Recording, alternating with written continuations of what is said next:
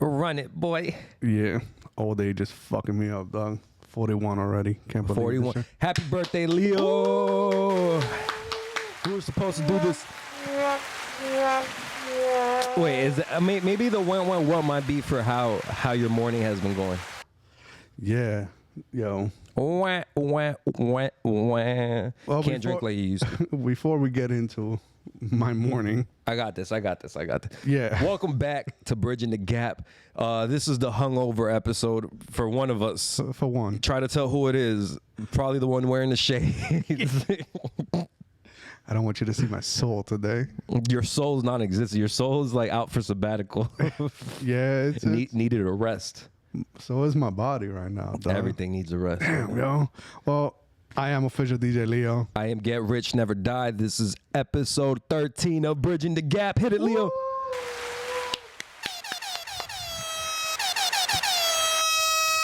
Maybe we should do like seasons, like take a month off and then do like 7 more episodes and then do like, all right, season 1 of Bridgin the Gap is out. I know, right? Part 1. Yeah, part 1. We got families and shit, bro. Yeah, and I know. And like for the most part, I work a lot. You don't have to work a lot because you got a good job. I mean, I got a good job too. It's just the pay is what needs to be good. I'm just irresponsible though. That's all it is. That's all it is. Yo, but listen. What does that mean? I was talking about like time wise. I know, but I'm irresponsible not because I don't need more money, just because I don't want to fucking do the extra work like you. Oh no. I need to do the extra work. Oh, so do I. I just fuck it.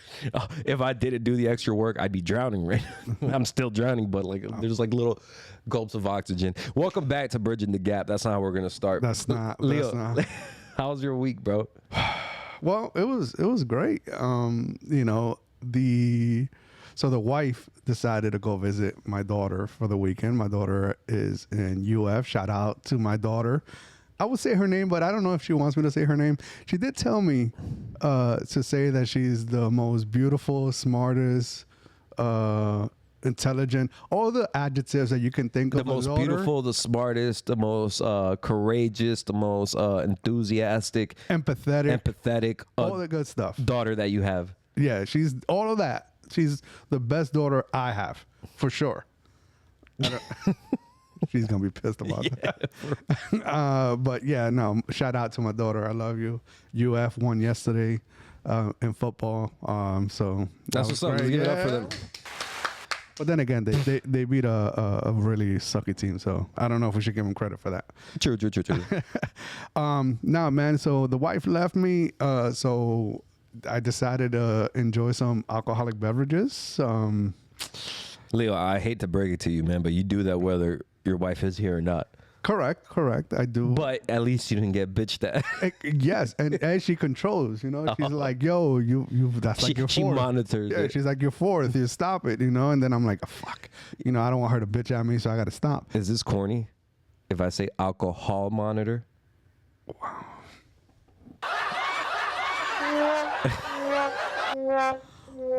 Oh, yeah. Let's move on. All right. Yeah. So she wasn't here. I decided to start drinking, and of course, I'm paying for it today. I've been taking Pedialyte, yo. This is the thing about getting old, yo. When I was in my 20s, late 20s, early 30s, I could drink a whole bottle of whiskey and wake up the next day like it was nothing. You know, right now I drink, half a bottle. Or a quarter of a bottle, and I need 3 days recovery, yo. No, absolutely. For sure. So, anyways, wearing my Broncos jersey because we're officially in the NFL season starting this Thursday. You're going to be listening to the show Monday. So, by this Thursday, it's going to be Philadelphia Eagles against the whack-ass Cowboys, a.k.a. Cowgirls. So, here we go. Shout out to the NFL season. Yes, sir. How was your week? I'm actually glad NFL season is back. I think like America just feels so much better when football's back in action. Not gonna lie, I don't know. It just feels that way. Everybody's excited about stuff.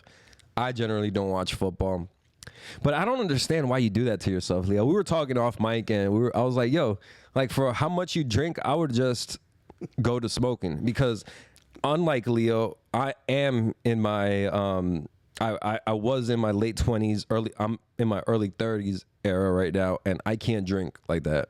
Yeah. If you notice, every time we're at a party, unlimited alcohol every time.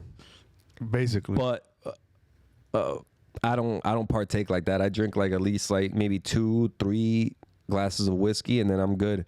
Yeah. I just can't drink like that anymore. My thing is more of, I'm gonna say it, I'm a smoker. I'm a smoker. We didn't know that. You guys didn't know that. I have not mentioned it at least once this whole time. I'm shocked. Like, how?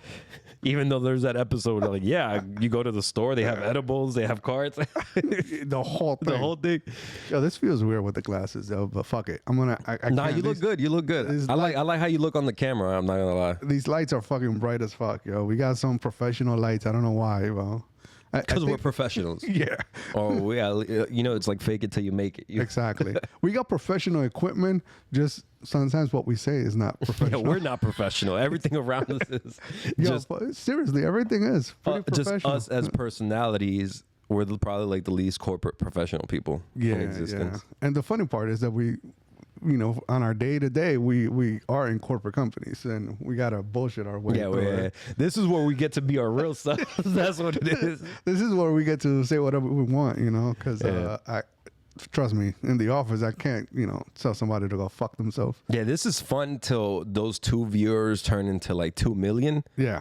And then you really got to be careful about what you say. But until that happens, we're absolutely not careful about what we say. And you know what? Fuck it. If I'm rich and I'm a millionaire and somebody finds one of these clips and tries to, you know. I'm going to stand on that shit. Yeah, I'm just going to be like, fuck it. I'm rich anyways.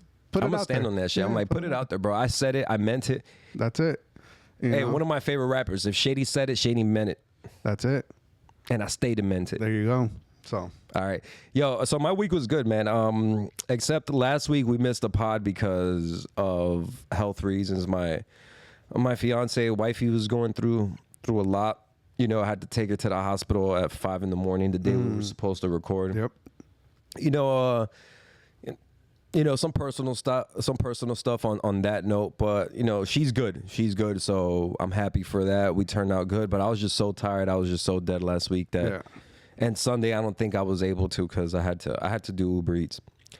So it was hard, but we're back to it. I like that even though these little things happen, I'm glad that we don't miss episodes because out of laziness. I'm glad we miss episodes because like some serious shit. Real stuff. Real life stuff. Real life stuff goes on. You know, don't get me wrong. Listen, we want to put this out every week, and we try as hard, but when it comes to, you know, putting our lives, you know, if something's happening in our personal lives, it's hard to kind of put that aside and come, you know, bullshit for 2 hours or whatever the case. We're not going to give you the best quality show anyways. So, because our minds are going to be elsewhere. Correct. So you know what? It is what it is.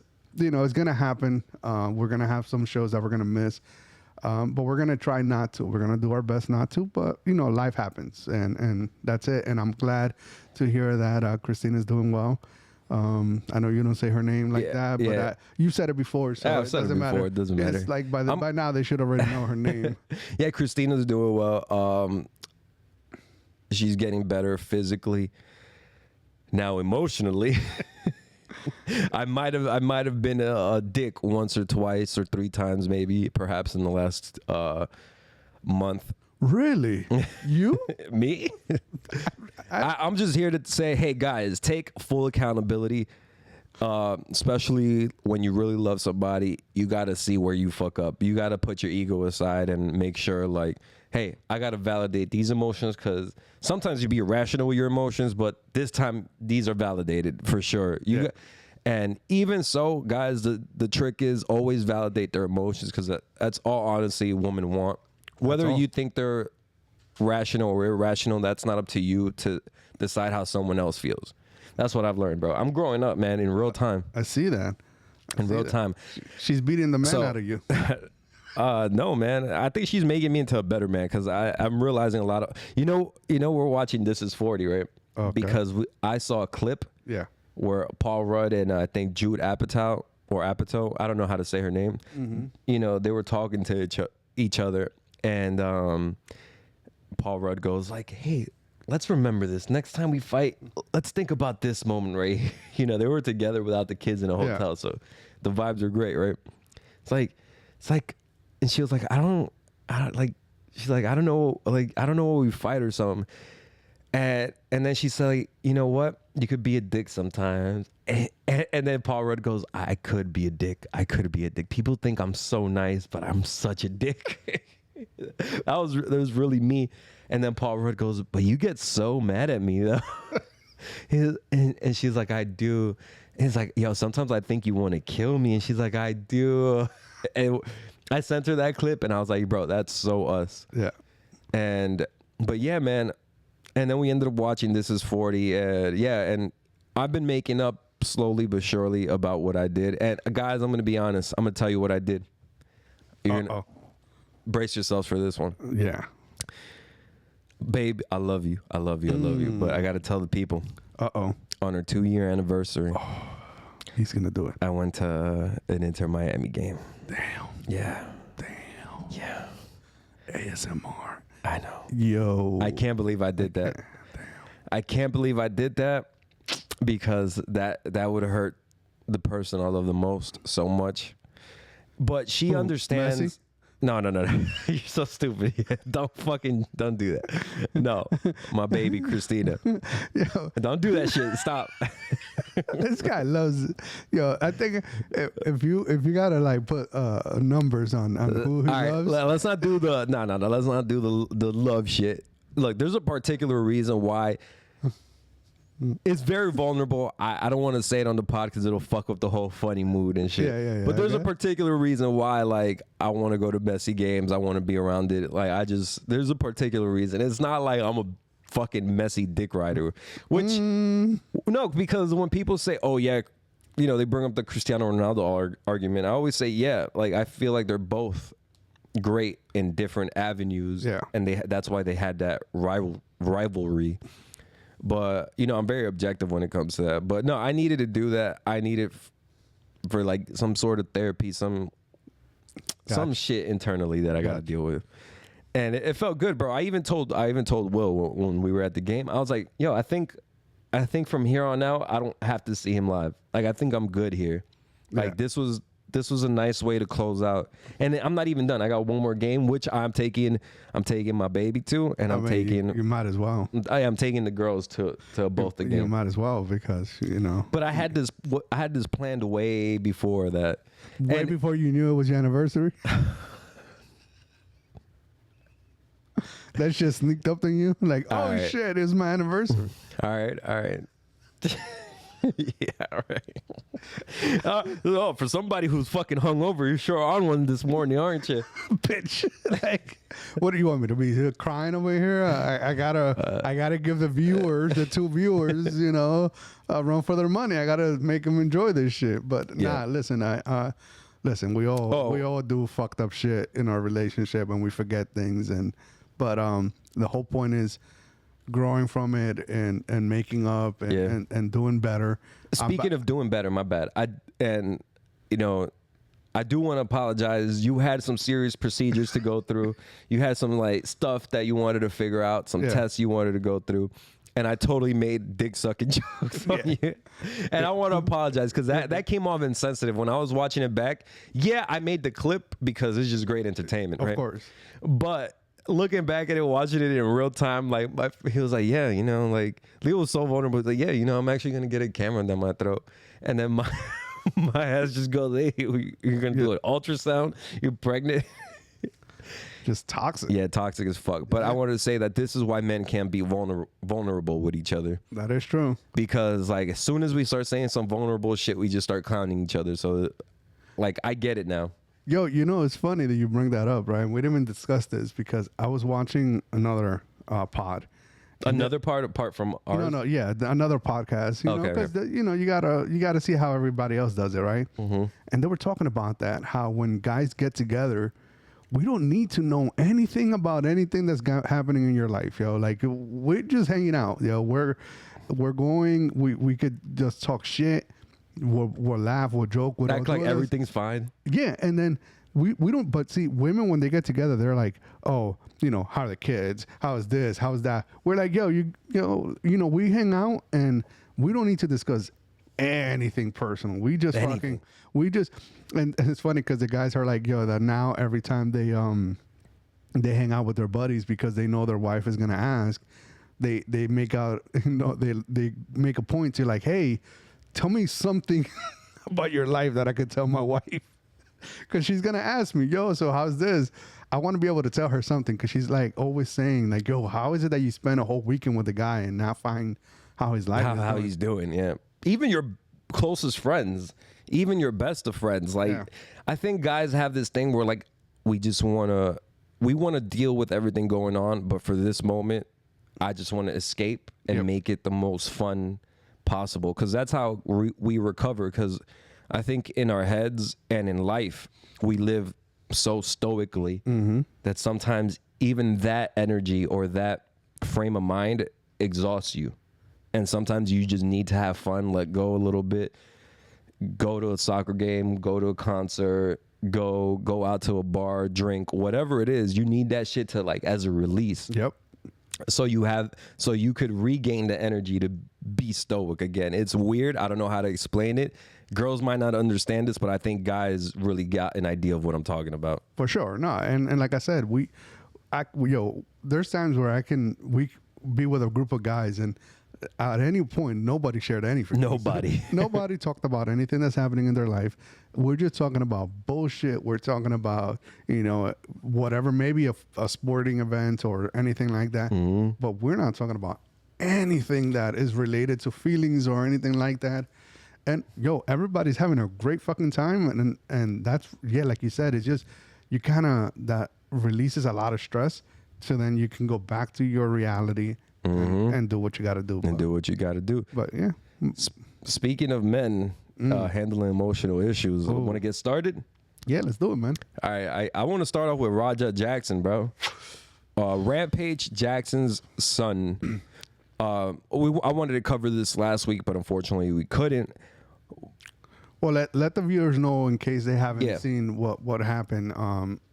You know. Yeah, so Roger Jackson's son was streaming live on Kick. The situation, how it started, was he went to a wrestling event, not WWE. It was a local professional wrestling event. And then he was in the back with professional wrestlers, and it was on stream. So he had cameras with him. He had the lighting with him. He looked like, you know, maybe he was there to work, right? And so one of the clips that I saw that started this whole thing was Psycho Stu, one of the professional wrestlers in the event, stepped up to him and then banged a can of beer on his head. I think it might have been a prop can of beer because, you know, in professional wrestling, you have prop chairs, prop beers. So you're able to do these things.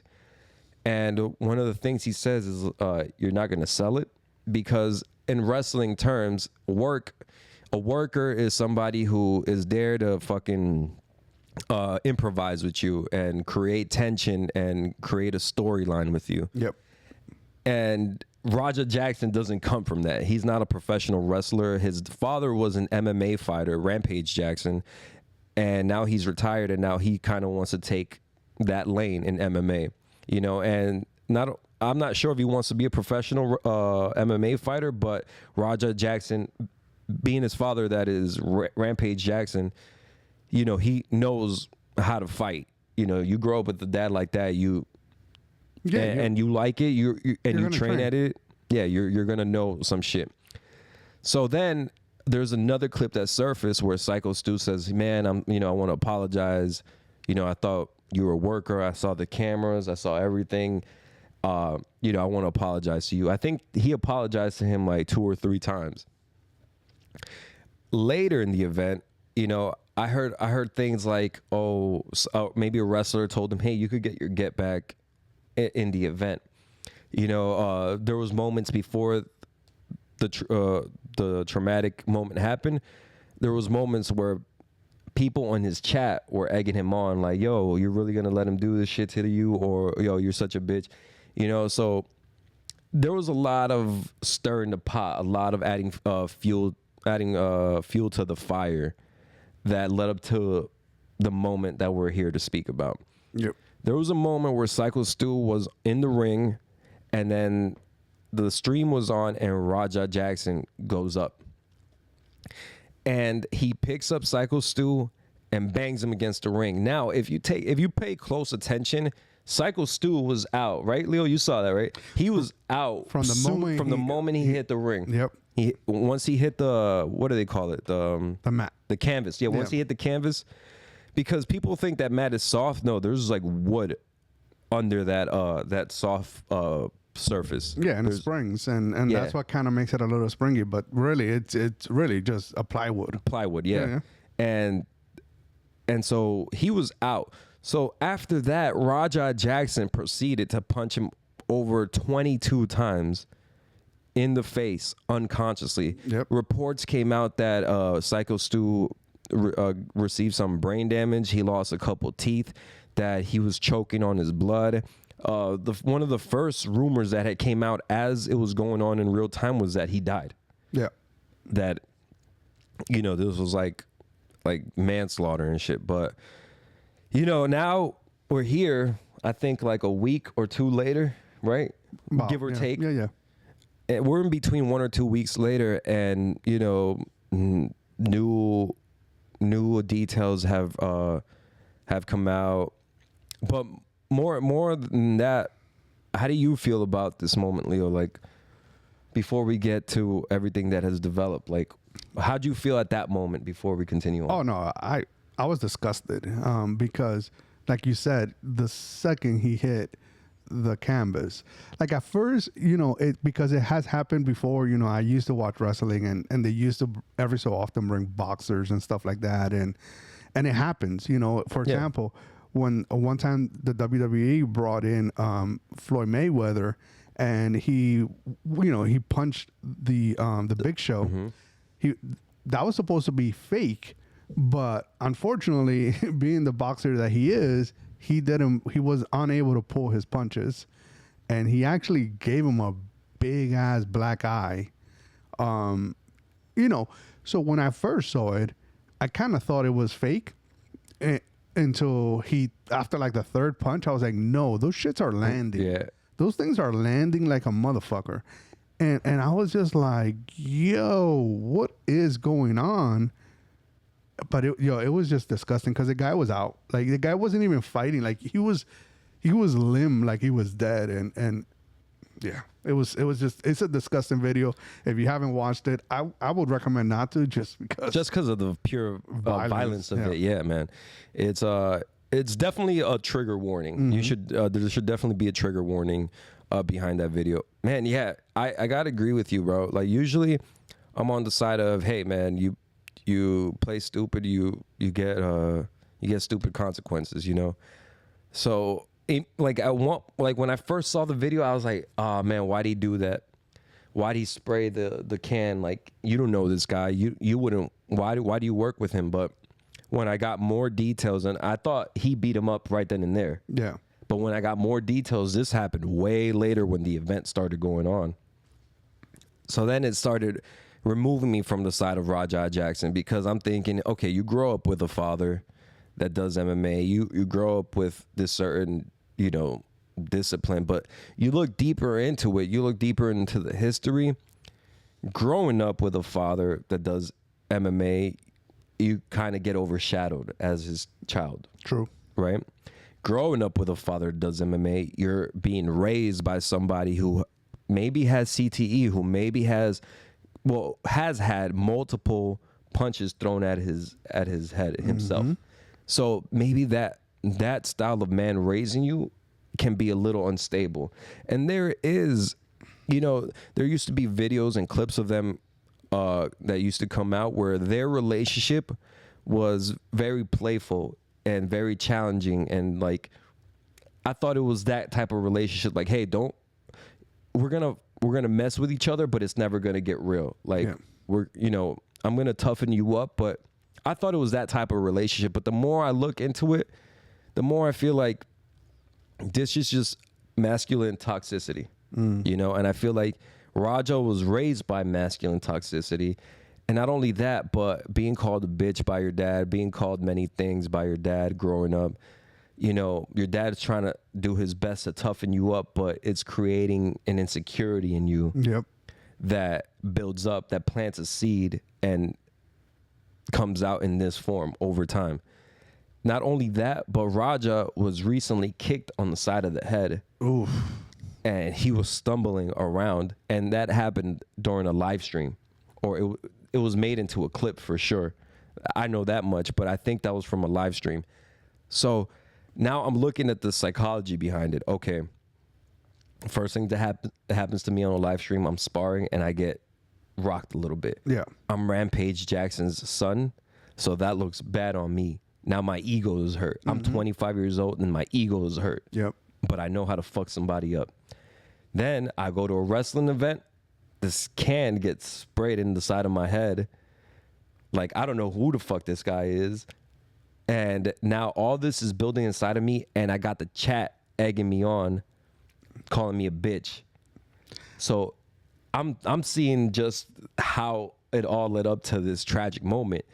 Psycho Stu, like what happened between Raja Jackson and Psycho Stu wasn't a personal thing. Psycho Stu ended up being the punching bag or being the scapegoat for all his pain and all his like built up anger over time. Damn, that's deep. You know, and now that I'm looking at it, I'm looking at that whole relationship differently because Rampage Jackson has a clip like, oh yeah, I got 2 other sons and I got college money put on the side for them. For Raja, what I have is bail money. Oof. You know, what I have is bail money set to the side for him. Damn. And he said that way before that even happened. So it's like I'm looking at the bigger picture, and this is just a kid who grew up with, because he's the oldest. So imagine he's the oldest, so he got the youngest version of his father, the most undeveloped version of his father. Yep. The more toxic. The more toxic version of his father. Yeah. So I think this is a deeper conversation than, you know, and what I don't like on Twitter is that they immediately go to, oh, he's like, racist Twitter is horrible, bro, because they say, oh, he's black, you know, he's an animal, or this is what they all deserve, blah, blah, blah. And this is a culture of toxic masculinity and fighters raising kids. Yep. This is a deeper conversation than any of that racist shit y'all want to put out there on X, on Twitter. I don't fuck with that shit. The deepest conversation here is, how are men supposed to raise other men to be strong and confident, but also wise? Yeah, that's very deep, because it's true. It's a weird balance of, you know, but what I've definitely seen, and I saw a clip recently of a kid, you know, he kind of yelled at his mom or said something dumb to his mom, and it happened to be that his father was walking in to the house as he said it. And like his father, he didn't yell at him, he didn't do nothing. He's like, all right, come over here, give me push-ups, and had the kid do push-ups until the kid couldn't do any more push-ups anymore. Once he did that, then he, you know, made him stand up. He explained to him, you know, hey, you know, you're not a man, you're a child, and in this house, you're not going to talk to my wife like that because she's your mother and you got to respect her. So like, not only did he sort of discipline him by doing Physical stuff, exerting his physical energy out. Yeah. But then also he explained the reason why you're not supposed to do those things, and the reason why he made him do all those push-ups, you know? Yeah. And then he made him apologize to his mom and go and hug her and stuff like that. And, you know, so you got to have that kind of a balance, and that's tough, man. You know, I raised 2 kids, and I'm going to say, you know, unfortunately, I was very young, and they didn't always get the best version of me, which is kind of crazy, because sometimes I'm like, yo, how would have I been if I would have been older when I had them? You know, what kind of father would have they seen? Obviously, I'm not gonna sit here and say that I was a complete piece of shit, but I'm just saying that you know, there were moments where I could have been better. Right. Absolutely. And I think, and nobody's perfect. Yeah, but you know, it's sometimes you got those things replay in your head, and how you should have handled those things and stuff like that. But I think, especially when you're raising a boy in this world, you got to kind of have that balance of tough and also love, and that's where the challenge is. How much toughness is too much, and how much too much love, and because there is I think it's too much think love. that's too much love as well, because then at that point you're kind of also feeding to that Entitlement. and sensitivity where Yeah. they're not building that rough edge that they need when they it's funny because my son says he's like, yo, I couldn't be bullied at school. My biggest bullies were my father and my uncles. Whoa. Yeah. I mean, yeah. Yeah, but it's true. I didn't say we were joke, but there was nothing that we didn't say that he didn't hear at school. That he wasn't going to hear at school. Exactly. So he heard it from us, and he was in a loving environment for the most part. Yeah. Where it wasn't as hard as when you're in school and other people are laughing and other people. But if somebody says it and you already heard it, you're like, okay, that's not creative. I heard that already. And I like to take, maybe the jokes might have went a little too far at some point when we're raising, Josh. Yeah. But also, Josh developed a pretty quick wit, smart mouth to respond to those things because of that. Yep. Surrounded by, I mean, if it was just a little bit too much of toxic masculinity, it would have completely deterred him. But he had that balance of love also, and that constant making fun of is like, oh, they're making fun of me. Everybody's gonna shit talk me in this world. I got to develop some sort of grit. And he's fast. Like He's very fast. nowadays, I by the time I'm done saying something, he's already like thought of, and it's like, oh shit. Yeah, and that's why I don't fuck with him anymore, because he's the next one. He's got to make fun of the next generation now. He does. He does. He does. He's like, oh, I've taught him everything he needs to learn. Like, He's vicious. and he's vicious. That's exactly why I don't make fun of him anymore, because he'll hit you where it hurts. Yeah, for sure. He'll hit you where it hurts. So For I'm like, sure. you know what? I just want to keep it peaceful with Josh. Let me just hit him up for macaroni and cheese Recipes. ingredients. Yeah, no, it's but again, it's going back to the story. It's, I know we're trying to find a reason, but I just think regardless, what he did was disgusting. He should be in jail. Absolutely. I think, I know they're still investigating and no charges have been brought as of yet. I haven't heard anything yet. He needs to be arrested. Yeah.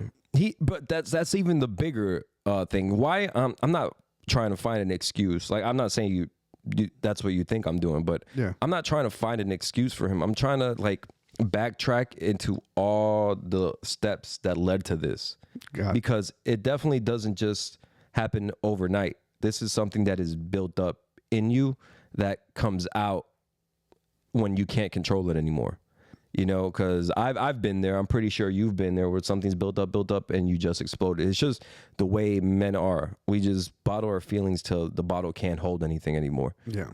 And I think, yes, he should be arrested, but I think this is an even deeper subject of how we rehabilitate men and how they can come back into society after that. Because there's something about beating somebody the fuck up like that that's not natural. It's like you've lost some sort of human compassion. Yep. And I remember one of the clips I saw, he got a phone call from somebody, and he said, yeah, they're saying he might be dead. And all he said was, damn, my bad. It's like we're and he's 25, so he was born in 2000. So it's like he's part of the internet has desensitized these kids so much. Yep. Because they see violence in real life, that they're used to the visualization of it, that when violence happens to them in real life, in actual, themselves become a part of it, it's like they're watching themselves out of their body. It's like they're no longer doing it. They think this is they're the clip or they're the movie. They don't think it's real because they've seen it so many times online that it just minimizes the value of life for them. And I've been that way too, because I used to watch gore videos. Like, I remember when YouTube first came out, like I was one of the first kids like that grew up in this world that you guys live in now. Yeah. I was one of the first kids, and I remember when YouTube first became available, I saw beheadings of Mexican people when I was in 5th, 6th grade, you know, and I saw the hanging of Saddam Hussein. Like, this is very dark shit, but like, this is just the type of things that we see as human beings. And now those clips are, it explains everything about you now. now those clips are easily accessible. Yeah. In any social media platform. And, you know, there's no way to bypass that without at least catching one of them, you know, and unless you completely change up your algorithm, but that takes some true intention and hard work and time from you. So nobody really has the time to do that shit. Here's the thing though. And here's why I say he needs to be arrested. This is, to me, that he is going to escalate. I think this was the first step into an escalation. The next thing he's going to do is going to be much worse. So either he needs to be arrested and then possibly while he's arrested, get the help that he needs, talk to people and stuff like that. Because at this point, the next time he acts out like this, he's going to kill somebody. Yeah. And I don't want to see anybody lose their life because somebody's unstable like this. So yeah, so I think that's the reason why I'm saying arrest him, let him figure it out, you know, maybe some time in jail and seeing real people that are murderers and you know, gangsters and stuff like that. Maybe that will set him straight a little bit.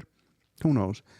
But I just feel like he's gonna escalate and kill somebody next. And that's an even deeper, because the rabbit hole goes deeper, bro. Because if you throw a young black man in jail, what happens is that depending on how much time he has to do, jail becomes your life. And then you get institutionalized, and then you get criminalized, which means that in order to survive here, you got to do criminal stuff. Yep. You know, because either you got to fuck somebody up or you got to join a gang or some shit, because that's the culture in jail.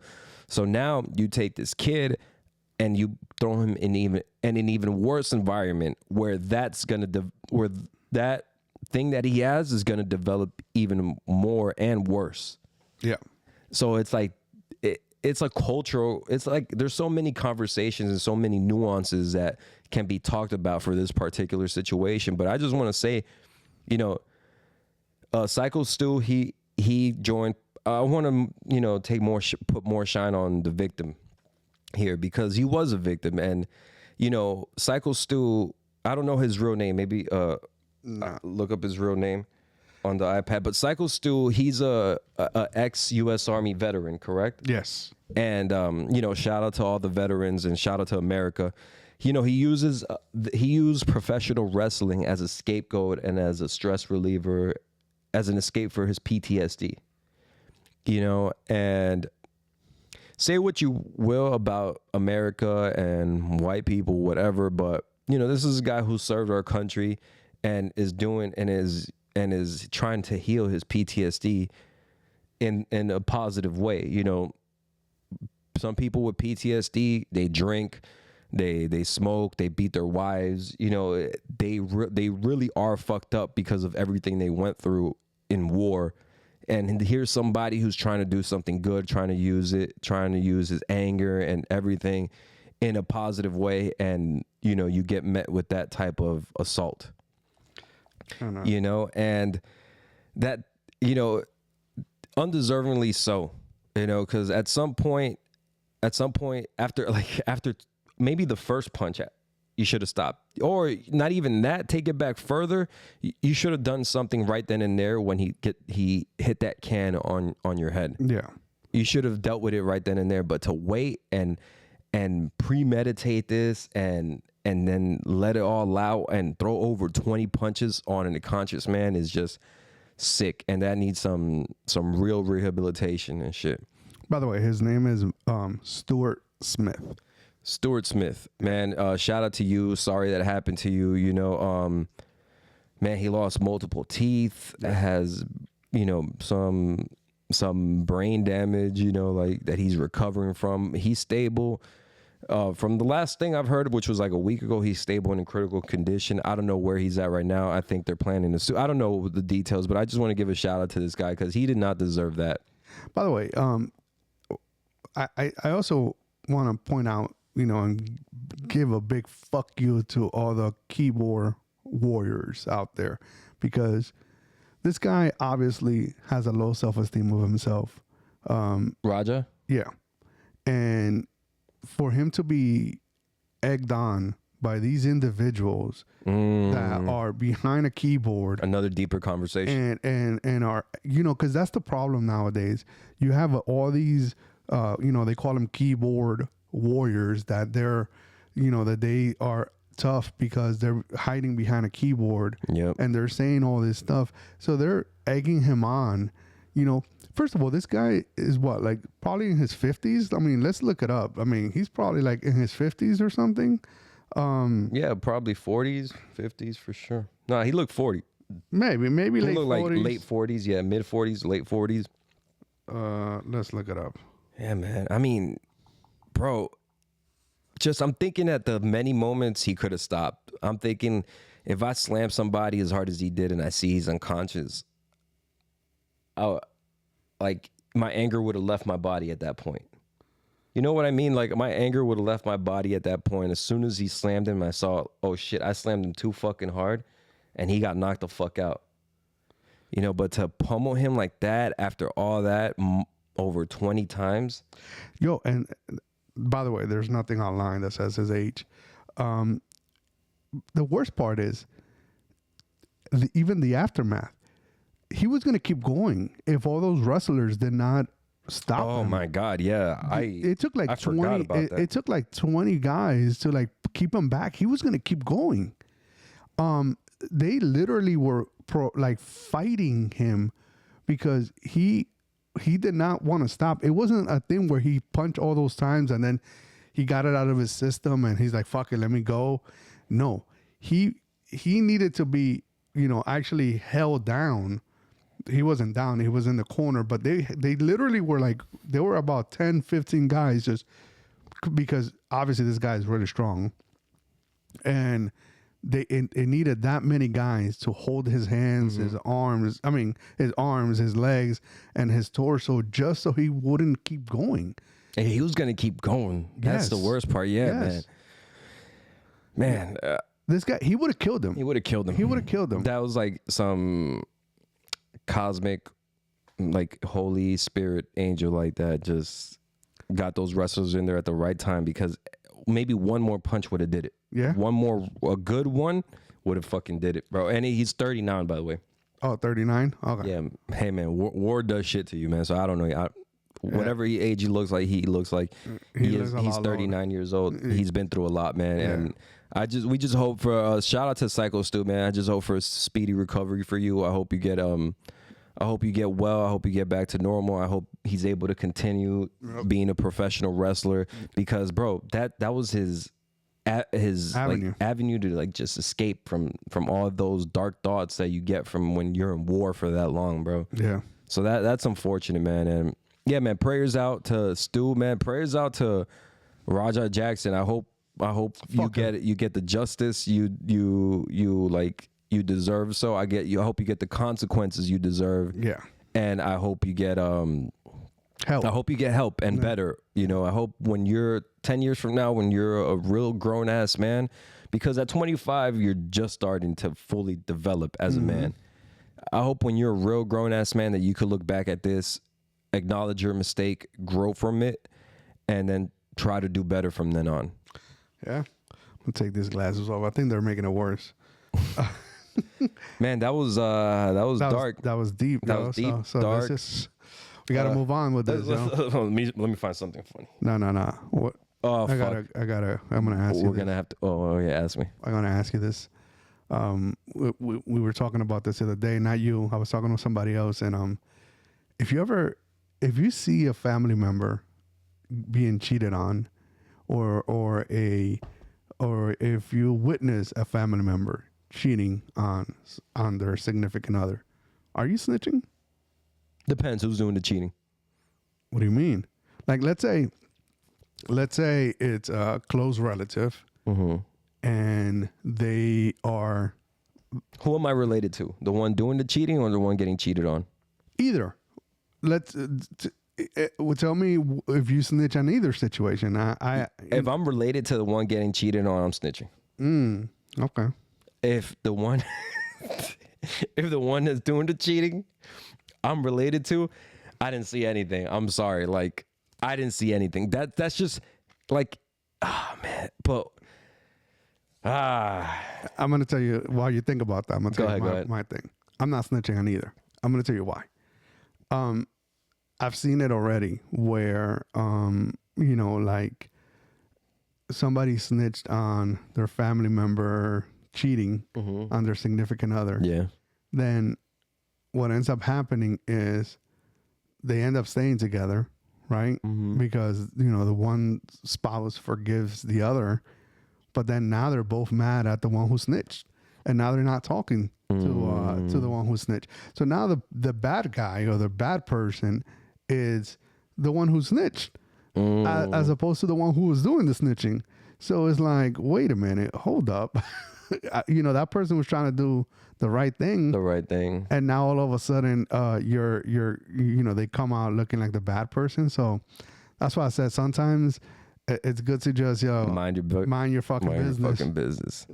So that's why. Hey, we bridge this gap. You changed my mind. Like, you're right. No, you're absolutely right. It's just like, all right, but but I gotta tell, like, if it's like bro code, yeah, man, that's a difficult one, man. Yeah, I think you're right. That is the most rational thing to do. Just stay out of the business, because whether it's cheated on or doing the cheating, you're just better just staying out of it, pretend you didn't see anything, and moving on with your life and focusing on your life is the best thing you can do.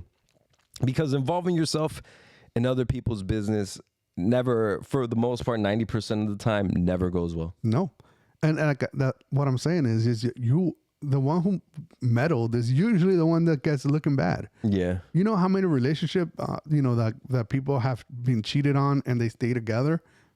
Why are you going to put yourself in a situation that you're the one that's going to be like, yo, nah, man, fuck that. Listen, it may sound a little insensitive, but it's not because I don't feel bad for the person that's being cheated on. I do. I've seen it enough to know that, if they end up staying together, you're the bad guy. So and now not only that those people not trust you, other people don't trust you, because now they're like, yo, I can't be around this guy because he's gonna snitch. Yeah. It's just a lose-lose. So to me, everybody, whatever they're doing, that's their business. I didn't see shit. All right, but what if you're getting cheated on? Would you want to know, or would you not want to know? And if you want to know, why are you gonna fault? Why are you gonna be mad at the person who told you? There's this little adage in Spanish, is like, or in English as well. It's like, what I don't know doesn't hurt me. Correct. So sometimes, obviously, do I want to be cheated on? No. But do I want to know that I'm being cheated on? Also, no. I don't know. I mean, so that's a tricky one. Exactly. Do I want to know? Probably. Maybe let me find out on my own, though. Oh, okay. I see. Let the truth come to me. Correct. But that is me coming to you with the truth. No, that's you meddling. But again, it's. I know the recipient of the information might be at that moment grateful that you provided that information. I just feel like it's everything after, because again, if I'm being cheated on and I decide, hey, you know what, we're gonna make it work, or we're gonna stay together, then at that point, I'm just gonna have animosity towards the person who said something. I'm back on my side. Because if I tell you, like, I bring it to you, yo, you're getting cheated on, and if if that's God's way of the truth getting to you and you not liking that way, that's on you. And also, why do you have to tell your girl or tell your significant other that you found out through me? Why can't you just say, oh, I know this. Don't lie to me. Don't throw me under the bus. Don't ruin our relationship, because now you guys got to figure that out between yourselves. So you could always say, hey, I found out because I got some information. I'm not going to tell you how, but I got some information. See, but here's the thing. Sometimes it's in order for that person to believe. I see it. You believe what you're doing. I mean, believe what you're saying. You have to give out facts. In order for you to give out facts, you got to be like, you got to say how you got those facts and that information, or else you, even if they're facts, she can still be like, oh, or he can be like, oh no, you're lying. You're making that up. That's not true. So I would just say one of the homies told me. Exactly. One of the homies. I'm not going to tell you which homie. One of the homies told me they saw you fucking around. She's just going to be like, she's going to hate all your homies. And we're not together anymore. That's how it works. You see how things work out? I don't know. I'm back on my side. I'm back on my side. Yo, if my relative is doing the cheating, I didn't hear nothing. I didn't see nothing. I didn't, fucking smell nothing, bro. Yeah. But if my relative is getting cheated on, you're snitching. I'm snitching. Well, it depends, bro. What if my relative is like a girl, and then like it's like bro code or family? Yeah, man. I think my answer is depends on the situation. That's my answer. Nah, listen, I've just, like, as bad as it sounds, it's just like none of my business. Yeah, I know. Personally, it depends on the situation. Yeah. But the best answer, I think, is to stay out of people's businesses, which is what I'd probably end up doing if I. Yeah, it's a tough one, dog. It's a tough situation because you definitely want to do right by your family or your friends and stuff like that. But at the same time, you're like, yeah, nah, man. You always end up being the bad person. Yeah, and I want to do right for me, bro. Correct. And I want my peace of mind. So fuck meddling into your shit. Yeah, for sure. Yeah. Nah, yeah. Yeah. It's done. Yeah. It's done. Peace of mind. Peace of mind. Peace of mind over anything. Yeah. Although every time I go, I hang out with them, I'm like, oh, I don't want to hang out with you no more. I know what you did last summer. I know what you did. I saw you Thursday. Oh, shit. Speaking of Psycho Stu, he reminds me of country people. Yo, you know what? What? I'm starting to like country music, bro. I can see that. I'm starting to like country music. And don't get me wrong, it's not that I never liked country music, because some shit has always been fire. But what always turned me off from country music is that a lot of people who listen to country are racist. And so it's like I never wanted to associate myself with that type of culture, like cowboy boots, fucking chili cook-offs, white people, pickup trucks, camo, ketamine, all that shit. Like, yeah. like I just stayed away from it because that's what I associated with it. But over time, my mind expands, my perspective grows. I realize not all people are racist. Not all white people are racist, and some people can be like, you could be prejudiced, you could be stereotypical without having to be racist. Racism takes a lot of effort. I think people don't grasp that. There's words for stereotype for a reason. There's words for prejudice. There's words like prejudice for a reason. Racism takes a lot of dedication and effort to be racist. Like, you really gotta not like somebody and go out of your way to be away from that person. Like, it takes a lot of effort. I don't think people understand how deep racism goes. But yeah, man, country music is a shit, bro. I was like at work. Then one time my supervisor was like, my supervisor just was like, I'm tired of listening to all the Spanish music. I'm just going to put on the country radio. Because we listen to a lot of fucking Spanish music. So one time he just put the country radio on, and I was like, okay. Fucking Morgan Wallen was like, last night we let the liquor talk. I was like, damn, that shit goes hard, bro. And it was like on claps and an acoustic guitar. Claps and an acoustic guitar was like the main two instruments or main two sounds used in that thing. I'm like, bro, so simple, and it's like a perfect like folklore song, like campfire song, or like beer drinking with your boys song, or even like you could go to a party like a country roundup party or something and then dance to that song. Like it's very, very, very good. And I'm like, fuck, bro, I've been missing out on country music. So, you know, and I've been living in the South for so long that I'm starting to like cowboy boots, cowboy hats, camo and shit. Yeah, bro, you might see me with a big buckle and cowboy boots soon. Spitting tobacco. Spitting tobacco, yeah, man. Hey, y'all. Hey, now you don't even have to spit tobacco. Now they have the little the little things that they come in a packet now, so it's less disgusting. Yeah. What do you think about country? Listen, I like some country music. I like Jelly Roll. I think. Oh yeah, I fuck with Jelly Roll too. I think he has this like, it's almost like a R&B feel with a country music background, you know? And he looks like a rapper. Basically, with all the tattoos. With all the tattoos, face tattoos and shit. Yo, he's lost a lot of weight too, so shout out to Jelly Roll, bro. You got to give it up for that. I know you know this. I know a less severe version of this, but losing weight and getting physically fit and focused and locked in is very difficult, especially like Jelly Roll. When he's like, I think he hit 500 pounds or something. He was super huge. And when you get to that point, it's almost like you're past the point of no return. You know, because that's just your life at that point.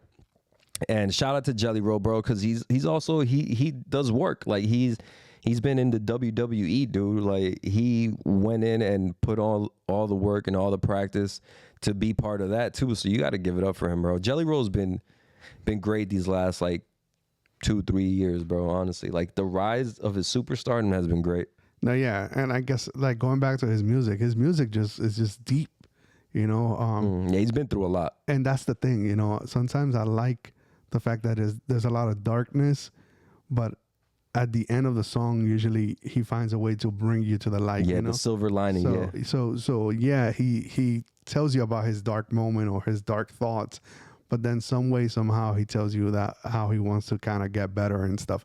So a lot of his songs are very inspirational, at least the ones that I've heard. And, you know, so yeah, no, I can fuck with country music for a little bit. And my favorite rapper, you know, I want to say my childhood's favorite rapper, Eminem, you know, he sampled Jelly Roll. Yeah. They got that song together. That's a good song. It is. It's like, but then I'm also like, how many times is M gonna give me his I Nearly Died, I Love You, My Daughter's song? Because that he came out with like 6 of those. 6 versions of those. 6 versions of those shits. Like, oh man, what would I say if I'm about to die? Oh my God, I can't believe I didn't die. Oh, thank God I didn't die. I got to see you grow up. There's literally, I'm not even joking. There's literally like 3 songs that I could pinpoint where it's the same story, just in 3 different versions. And I think that's a problem I have with Eminem. He just fucking regurgitates the same song, just in different styles. Yeah, well, you know, I guess that was very deep, and he needed to get that out. And sometimes you can't get it out in the one song. In the one song, you need to. It's almost therapeutic, you know. Yeah, you know what? Yeah, true. And he's an addict. Yeah. I forget he needs that therapy, that scapegoat. Correct. And I think the best one was that Jelly Roll, Jelly Roll sample for sure. That shit, that hit me hard. Yeah, no, that one was the one. I think he's been trying it. I think you're right. I think he was trying it until he finally got the Jelly Roll, and he's like, all right, this is the one. You're right. Yeah, that shit goes hard. Got to put it on after this. Not for real. Yo, I have this question like, how Latino are you? But I actually want to get like actual questions and actual shit to like really gauge how Latino we are. So why you put it out there right now? Because spoiler alert. I mean, like sneak peek. Hey, catch us episode 14. And if you have questions about that we can ask each other about how Latino, true. Go ahead and send it to us. We'll add it to the questions and we'll figure that out. For real. Yo, we never did the audio synchronization with the video, right? We never tested that shit. We never tested that shit. Oh, well. Too late now. We're we're basically an hour in, so we're fucking... All right. All right, one more serious shit that I don't really know too much about. I just thought it was funny, but not funny at the person. I just thought like the clip was funny in itself. All right, speaking of people being arrested and going through shit, Who got arrested? Lil Nas X was walking around somewhere in California in his undies, not even like boxers or anything, on some tighty whitey shit. No, yeah. And they're saying he was overdosed or something. He was on something for sure. I feel like he looked way too good in shape to be overdosing on shit. Is that gay? Well, he is. Yeah, I know. He is. He is. But yeah, nah, listen, he's been going through some stuff. I think there's some demons in there that he hasn't really spoken about. Yeah, because he twerked on it. Yeah. Yo. Yeah, you dance with the devil, bro. That's what you get. You get demons, bro. What are we talking about here? That's true. I mean, I don't know. He needs help. He needs help. He needs help. I think he blew up too fast, man.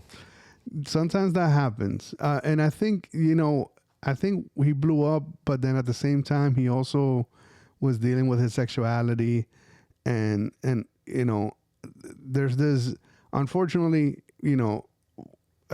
how can I put this in a sensitive way? He's African American. And just say it, bro. In black culture, there's a lot of homophobia, and in Latino culture too. Black and Latino I think black and Latino culture were up there with homophobia. So because of that, he had to really hide who he was. He had to put up, a front of who he was, and that builds up some shit inside. It does, because you can't be your full self. Correct. At all times, yeah. And I think, once he became rich and he was able to get away with that, away from the people that he grew up with, he said, fuck it, I'm going to be me. And that sometimes it's like the best example I can say is when a kid goes to college for the first time and they've never drank before, and now they start drinking and they go crazy because now they get to be, because they at home they were very sheltered and they weren't. So it's the same thing now. The fact that he has all this money, he finally came out of the closet. He gets to be himself. It's all, he's basically acting out. Yeah, and think about this. Now that he gets to be his actual self, he doesn't know what his actual self's shortcomings are. Correct. Or what he has to work on. Now that he gets to be his full self finally after all of this time, he's really starting to learn what he likes, what he doesn't like, what's wrong with him, what isn't wrong with him, because the whole time he was trying to portray something he's not looking for perfection, trying to be on the good side of everybody. Yep. That you drop that, you no longer give a fuck, and now you're becoming somebody different. I don't know, but it's like a lot of introspectiveness can't be done until you are who you really are, until you become who you really are. And then you get to grow from that. And I don't think he's had the chance to do that. Yep. And that's unfortunate, but the clip was just funny to me. I'm sorry. This is not jokes, but it is. I'm sorry. It's just the way he was walking, just like, it was like, was he on heels or something? He was just walking mad funny, bro. I thought, when I first saw it, I thought it was a stunt. I was like, oh, Lil Nas X, back at it again. But, man, it goes to show, bro, like, you could have one hit, blow up, and life, like, you still got to take you wherever you go.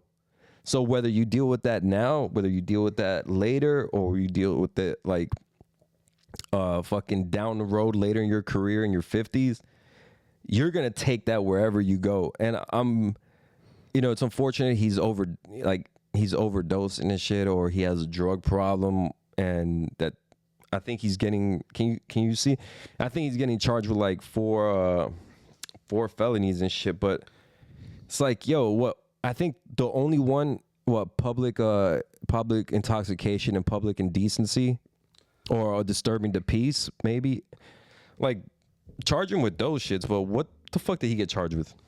I thought it was he wasn't it assaulting an officer or something like that? Yeah, but it's like that's what I'm saying. Like any form of resistance can be like charged as assaulting an officer. You know what I'm saying? Yeah, felony of an officer as well. Yeah, so let's see what he is. He's gay. Oh, wow.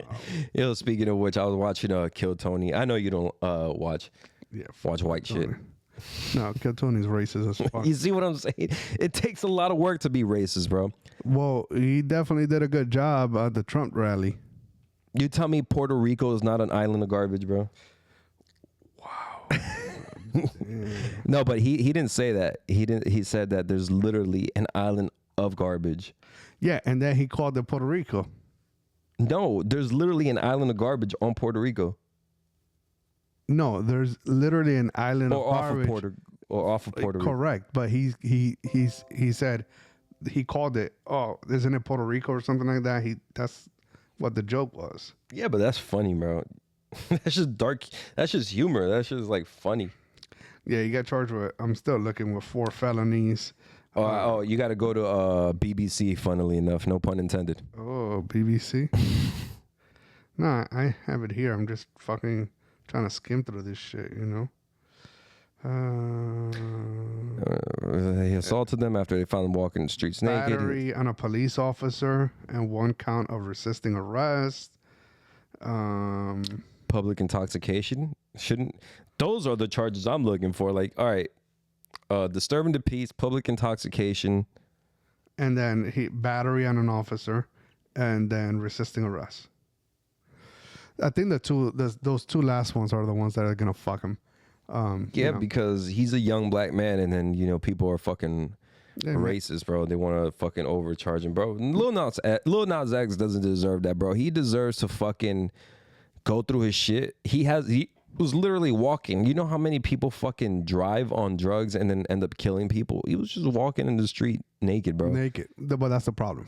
I mean, I get that's a problem, but he's gay. Let him get away with that shit, bro. He's gay. I think gay people should have like rules and don't apply to the rest of the people. Okay. Like, yo, honestly, a gay guy walking in his underwear is never gonna be a threat to me. And woman, like it won't be a threat to a woman. Like I think some things you just gotta like. I think society in general has like a really bad way of dealing with things that make him uncomfortable. Yeah. Hey, listen, he shouldn't have been walking in the street. He could have been high in his house, in his big fucking house, and he would have been good.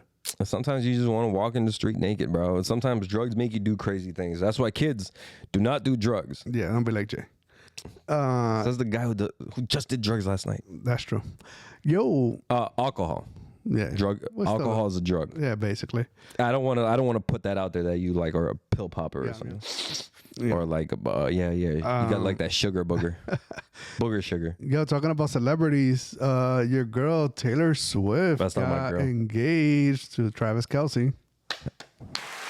Give it up for him, I guess. Yeah, I don't know about that. That's cute, bro. That's cute. I guess. Listen, I got a story about that, which is crazy. Yeah. You go. This is your world now. We're entering into Leo's world now. No. So the day, I only go to the office twice a week, right? And the day the story came out, I was at the office, right? And I have this coworker who is a super fan. Like she goes like, is a young girl. It's just. But she is a super Taylor Swift fan or whatever. She white? Yeah. Okay. Well, yeah, she's Cuban white, but still white. Yeah, she grew up here. Yeah. I know. Anyways, so I'm in the lunchroom, and she comes back from lunch, and she's all excited. Did you hear the great news? And I'm like, Taylor Swift is engaged, and I'm like, okay, what is? I mean, like she was excited, like her sister just got engaged, and then she just recently got married, right? So she I guess she was so excited she was calling people to tell them. Ooh, that's when you kind of And then cross the line. so she called her mother-in-law, and she was so excited. The girl, not that, her mother-in-law, because of all the excitement, her mother-in-law thought that she was calling her to tell her that she's pregnant.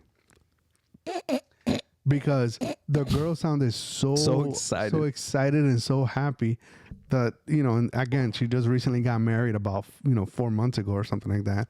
So now, or 3 months, whatever the case. So as a mother-in-law, I'm thinking, oh my God, you guys are married, you guys are trying to have kids, you're calling me with all this excitement. Yeah, I'm gonna think you're fucking pregnant. Exactly. So then she's like, no, Taylor Swift is engaged.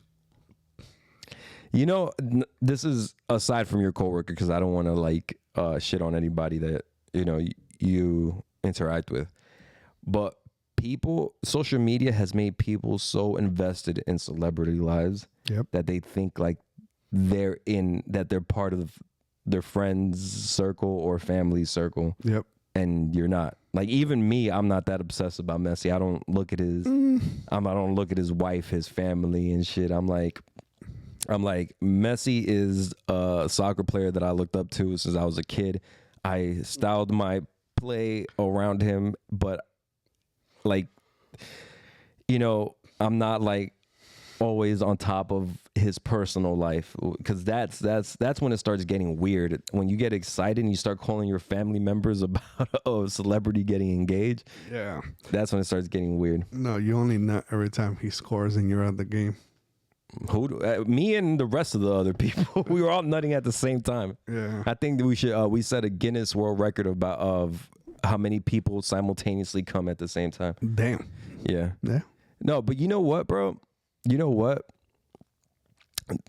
One thing about Taylor Swift, bro, is that in her songs, she's been fucking looking for love this whole time, going through love and then exploiting it and expressing it in her songs. Maybe exploiting is the wrong word, but it is, because you go through something with somebody, it's personal, and then you put all your business out there in the songs. Yeah, because it's not just the love, it's also the breakup she exploits. Yeah, exactly. That's what I'm saying.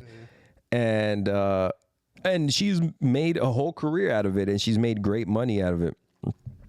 Props to that. She's honestly the biggest pop star in the world right now. Yeah.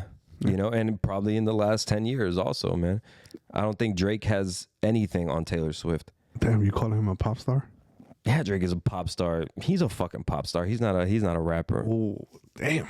Yeah. Damn. I mean, he can rap, but he's a pop star. Damn.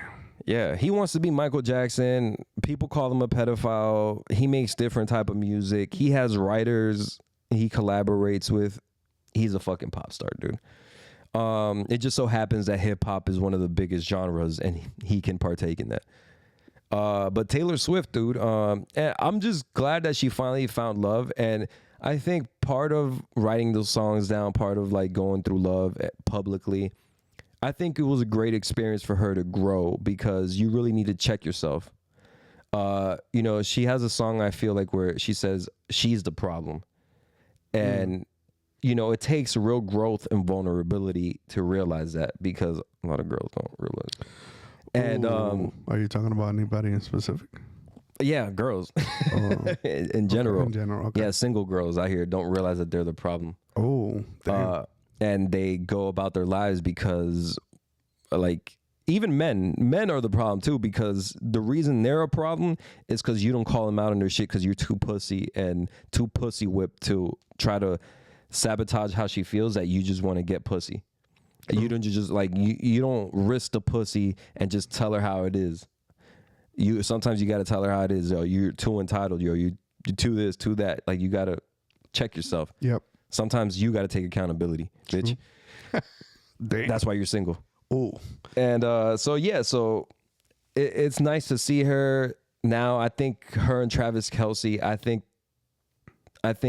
they were dating before they went public. And I think that privacy and that building of the foundation of a relationship, and now that she's grown, I feel like they're able to really enjoy each other, especially in the place they're at in their careers. I feel like Travis Kelce's about to retire.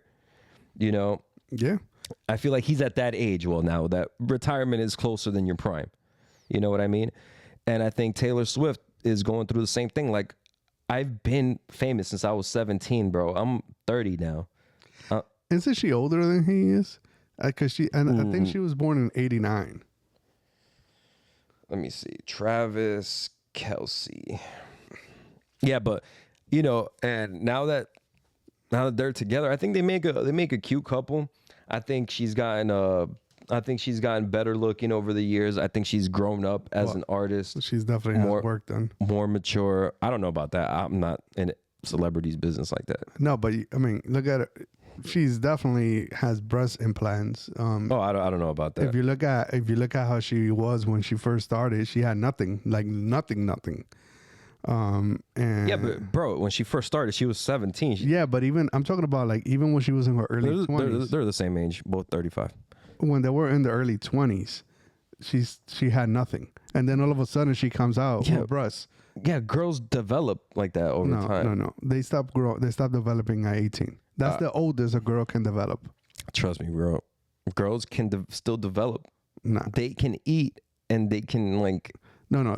You can talk about like maybe your butt and stuff like that, but breasts, unless you get fat. I'm not gonna look up Taylor Swift's breasts. You should. No, I'm not. Oh, well, she's 35. She's older than you. Yeah, but at one point she was 17. Yeah, but she's older than you. Even then, even at that point, I'm not gonna look at her breasts, bro. I don't see other women. Oh, okay. Okay. What are you talking I'm about? looking at you. Okay. I don't even see You're other. looking at me. I'm looking at you. You know what he's saying. You know why. I don't even see other. I didn't even notice like her breast size difference. I'm dead ass. I don't know how you noticed that. Look, I'm gonna be honest because I'm not whipped, bro. Her legs got thicker, but I noticed that because she wore that red dress on one of those award shows, and I was like, oh damn, Taylor Swift. I've always known her as like a very petite, skinny girl. I was like, oh, she's been going to the gym, but I've never noticed anything worked on in the bosom area. For sure. Yeah. Oh well. Yeah. Well, that's his version of getting the BBL girl. Yeah. Get the number one pop star. Hey, listen, the funny part is, usually NFL players are the one asking their girls to get a prenup. Yep. And in this case, she's going to be like, yo, you got to sign. Who do you think makes more money? Come on, man. She makes more money in a week than he makes the whole fucking year, dude. Jeez. She makes a lot of money. Yo, she makes stupid money, bro. I think she's a billionaire. No, I don't know if she's a billionaire, but she's very close to it. Think about this, bro. She has her masters back. Mm-hmm. She has her masters from the re-recorded songs. Yep. She tours worldwide. She writes her own songs.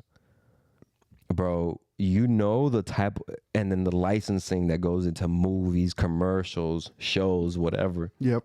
Bro, you know how much money there and touring and merch and oh man, and you're not in a 360 deal, you're in an independent distribution deal. Independent because distribution, you're still signed to a major. You're just using them as a distribution. Basically. Bro, that business, her business acumen as a young lady has to be admirable. But that's what happens when you have parents and you grow up in America as a white person. Wow. Taking it back to race. Okay. Talking about young people, dog. Switching up. Congratulations, Kelce and congratulations. Yeah, that's all you get. Yeah, that's all you get. I started to notice. I was having this conversation with my wife, and recently I bought New Balances for my daughter. Because she wanted New Balances. She wanted the 9060s or whatever that is called. And she's so cute. Yeah. And then I'm like, yo, I remember when New Balances, if you wore New Balances, you were a dad and you were in your 50s, and nobody wanted to buy New Balance. You could buy New Balances for like $20, okay? Yeah. And that was the time. Yeah, right.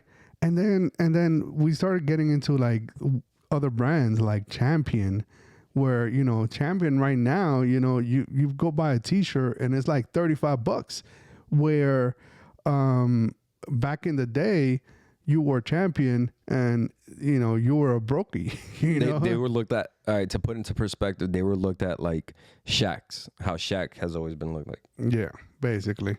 If you don't know Shaq sneakers, yeah, they're pretty bad. If you don't know Shaq sneakers, then you really haven't had a hard life, man. Yeah. But there's like a bunch of them, because now like Puma is making a comeback again. Adidas is making a comeback. So what I'm saying is like the power of this generation, because it's the young generation that's bringing it back, you know, to be able to use their influence on social media to say, yo, I'm going to make this cool again, or I'm going to make this trendy again. Because honestly, like in the sense of Champion, they haven't done anything different. Their clothing looks the same fucking shit as it was 25 years ago, you know, when I was growing up. So what is it? It's just somebody decided, yo, I'm going to make this cool again. And people followed. And now you got all these brands that, you know, when I was growing up, we wouldn't even look at, where now you're, you know, like you're spending a bunch of money. Again, Puma, a t-shirt, $30. And it just has their fucking, it's just their little Puma logo on the fucking corner. And I was like, what? I wouldn't wear Puma. You know, back in the day, I wouldn't wear Puma even if they gave it to me. You see? You know? You see, I think, I'm not saying I'm responsible for all this. I'm saying sometimes there's a thing where an idea goes around the whole world, and I feel like people tap into that idea, and then some people execute it, some people don't. I feel like I tapped into that, because I remember thinking, yo, New Balance shoes look kind of lit, bro. And I was broke, so I was like, they're so cheap. I should probably buy them and start wearing them and bring them back in style, because that's the thing. Like, these shoes are not like bad quality. They're good quality shoes. They're just not in style. Like, I used to wear Champion team jackets also. And the thing I wouldn't wear is Shaq's, bro. Shaq's is like where I draw the fucking line. Like, Shaq's is where I fucking draw the line. Damn. But I really wanted to, and I wear Pumas. Well, I used to. I'm Nike'd up at this point. Like, I think I just like Nike Air Maxes now, like, because look at this. It's funny because I had zero Puma clothing, and now you go to my closet, I have about 15 Puma shirts. No, I've seen it. And shorts. Yeah. And I'm like, and I went from nothing Puma. The only thing I never got back into was Champion. I don't know. It never like drew me like that. But yeah, you were saying that you're the responsible for bringing it back? No, I'm not responsible for it. Okay. I think we all tap into a frequency sometimes, and you have an idea, and then it develops, and it's just one of those things. It really happened with Champions and New Balance. Funny that, but Puma, I've always worn Pumas. I've had Puma's cleats, Puma shoes and shit, but I never got back to it with Puma. Cause I don't know, like the certain styles, mostly shoes, not the clothes, not the wear, not the clothing wear, mostly shoes. I just didn't like the styles. Like they weren't for me. They weren't for what I was going through.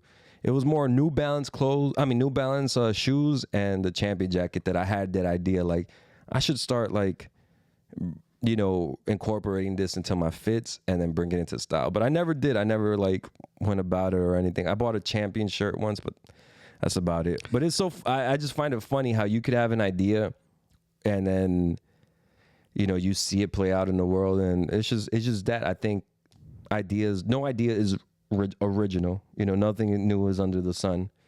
You know, I'm not trying to say like, oh yeah, I'm the creator or anything, or the trailblazer. No, I'm just saying like, yo, it was a really good idea, and now I see it executed apart from me. It's nice. So you're the Apple of your eye? No, you're the Apple of fashion. Because, you know, Apple doesn't create anything. They just make everything better. So it's the same thing. You didn't create the idea, but you threw it out there and it came out. I threw it out there in the universe, maybe mentally, physically, I don't know. But yeah, man, I think I think they have the same idea that I have. Is you're broke, but you still want to look good, and so you want to. It's not about like I remember Yellow Wolf saying this in an interview. He's a white rapper from Alabama. He was like, yeah, because he always used to dress really, really like hip hop, but like the colors, the pastels, like would just mesh well together, bro. Yeah. And he always said, look, like I could get like fucking Louis jeans, I could get a fucking Walmart shirt, I could get a fucking this, and I could put the outfit together, and it's just about how I wear it. It's not about like the brand of the clothes or anything. It's just about how you wear shit. And that's when I got the New Balance Champions idea, because that stuck in my mind. And I was like, damn, bro, like it really is just about how it looks on you. It's not about the brand. Yeah. And then, I started thinking about that shit, and I want to do that shit with some cheap brands right now. I think that's what the new kids did. They found a cheap brand, they made it cool, and now they fucking through their help, they fucking raised the stock of that brand and made that cheap brand more expensive now. Thank you, fuckers. I gotta find one of those and put money on a stock. One of those companies. One of those companies. Because damn, if you would have owned New Balance stock, before the whole thing, that would have made it. Yo, I know you want to continue. I know you got a hell of a lot more topics. No, I'm dying, dog. This is I'm hungover like a motherfucker. What time? Where are we at? We're almost at an hour and a half, dog. Yeah, we're good. We could talk about. Want to close it out? I think so. I mean, listen. Right now, my shit is going downhill. My energy is just going. I got this. Hey, Jake Paul, you're a bitch. I just want to say, it's a great spectacle. You're fighting on Netflix. You're getting a big bag. Respect. You're gonna fight somebody. But here's the thing. I don't blame Jake. This is not even a Jake Paul thing. It's a Devontae. It's a Gervonta. Gervonta. He's the bitch. I mean, he's the spectacle. Should we do it? Gervonta Tank Davis. You're a bitch, and you're not even a tank anymore. Yeah, it's just, to me, this is what I can expect from Jake Paul.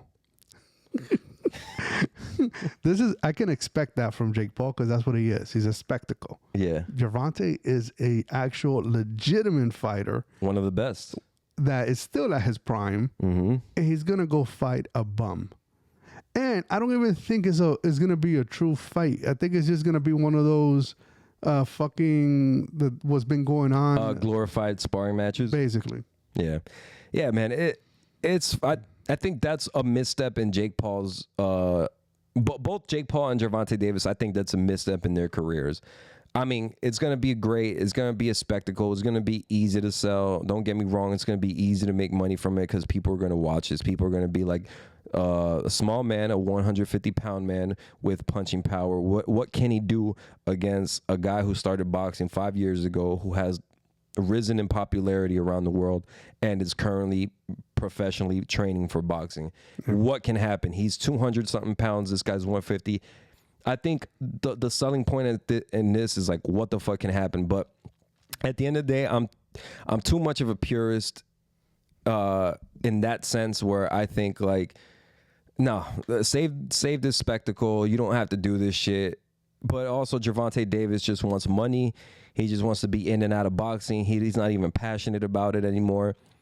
So by all means, bro, get your money, get your shit. But this is sending boxing in the wrong direction, I think. Basically. I don't fuck with this shit at all. But hey, man, I'm still gonna watch it. I'm still gonna tune in, and I hope Tank fucks. I hope Tank takes it seriously, and then I'll hope he beats the fuck out of Jake Paul. But you see, that's the problem. It's as long as individuals like you keep watching, they're gonna keep putting these kind of spectacles. If people stop watching it, then it's gonna go away. And right now, honestly, first of all, it's not even like a fair fight in the sense of weight, height, all that everything. Stuff. Yes, it's Gervonta. Obviously, he's a professional. He has more skills. But can a 150-pounder really affect somebody that is in the 200s? Look, Wilson said, yes, it's possible because... Oh, here we go. Here we go. All right, this is our sign to end. Wilson said it was possible. Hey. Wilson said it was possible because he said when he was younger and he used to be like lighter in weight, that he used to box with heavyweights and train with heavyweights, and he said sometimes he would get the best of them and rock them and shit. So you never know what the fuck can happen, but I'm gonna take courtesy for my boy Leo. He needs to fucking recover. We need to take him to a fucking IV clinic or something. For sure, dog. I need something. I'm gonna get some Pedialyte in my system right now. You know? Right here. Hey, everybody watching, comment, like, and subscribe. Please, please, please go to Bridgin the Gap Official. I'm gonna put the links up. You can find the @ Just go to Bridgin the Gap Official. BRIDGIN DAGAP Official. Exactly how it's spelled. Yeah. You go to the link tree, go to YouTube, go to TikTok, go to Instagram, go to whatever. Follow it, bro. Follow it. Support us. We love you guys. This has been episode 13 of Bridgin the Gap. He's official DJ Leo. I'm Get Rich, Never Die. And I hope I get rich before I die, because otherwise that'd be very ironic. Have a good night, everybody. We love you. Love you. Peace.